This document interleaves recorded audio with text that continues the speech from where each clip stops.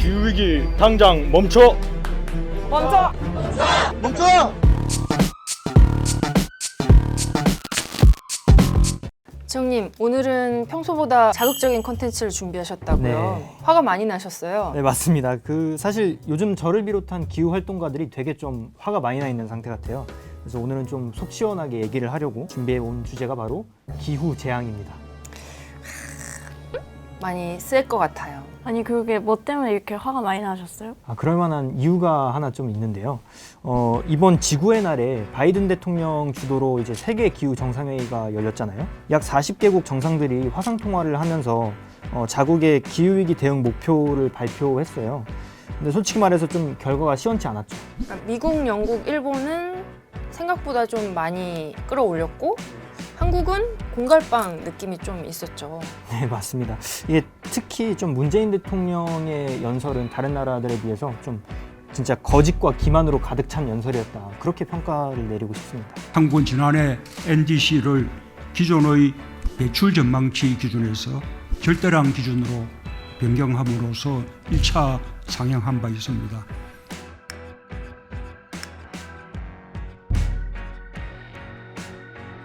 신규 해외 석탄 화력 발전소에 대한 공적 금융 지원을 전면 중단할 것입니다.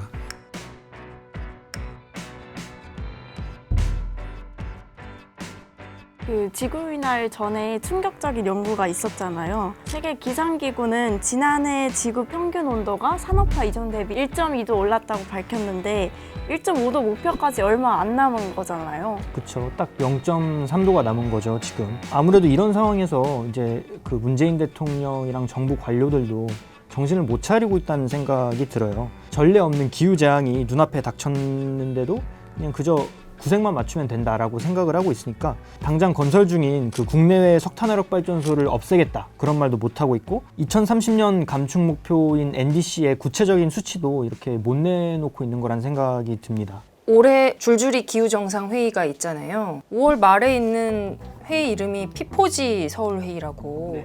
다소 이름이 어려운데 무슨 뜻이죠? 피포지는 일단 한국어로 풀었으면 그 녹색 성장 및 글로벌 목표 2030을 위한 연대라고 합니다. 이 회의는 지금 그 지속 가능 개발 목표인 SDGs를 실현하는 것을 목표로 삼고 있는데요. 기후 변화와 관련된 5가지 부문에서 해결책을 개발해 가지고 개발도상국에 제공하는 것이 목표라고 합니다. 또 약간 겉만 번지르르한 냄새가 나는데요. 사실 한국이 이런 거를 되게 잘해요. 이제 보면 G20 정상회담 때나 그 송도의 IPCC 총회 때도 보셨겠지만 딱 이렇게 큰 이벤트를 하나 열어놓고 우리가 이런 거 했다, 대단한 국가다, 약간 이런 걸 홍보하려고 하는 것이죠. 근데 정부는 보면 이제 의전에만 관심이 있고 결과에는 별 신경을 안 쓰잖아요. 재밌는 거가 또 하나 있는데 이 회의에는 이제 한국의 석탄 투자국인 인도네시아 그리고 베트남이 참여를 하고 있습니다. 그 석탄 발전을 해외에서 하는 게 마치 우리 한국이 개도국을 위해서 할 수 있는 지원이라고 생각을 하고 포장을 하고 있는 게 좀 있더라고요. 이게 약간 괴리가 있지 않나. 정말 큰 괴리입니다. 지영님이 5월 말 피포지 때 문 대통령으로부터 이런 말을 꼭 듣고 싶다면서요. 네.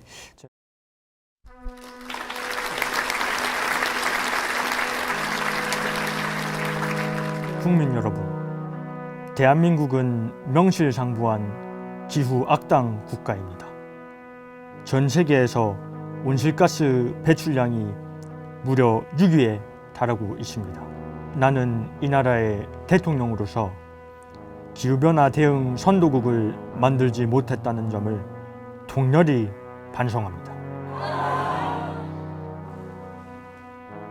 나는 이 자리에서 올해 안에 2030년 온실가스 감축 목표치인 NDC를 70%까지 상향하고 국내외 모든 석탄화력 발전소 건설을 즉각 중단할 것을 선언합니다.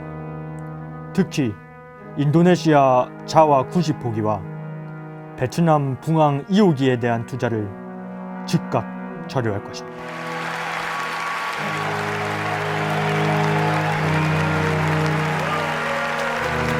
문 대통령님 이런 얘기를 해주셨으면 정말 좋겠네요. 올해 상반기까지는 정부가 탄소 중립 시나리오 작업을 한다고 했잖아요. 일단은 조금 기다려 볼게요.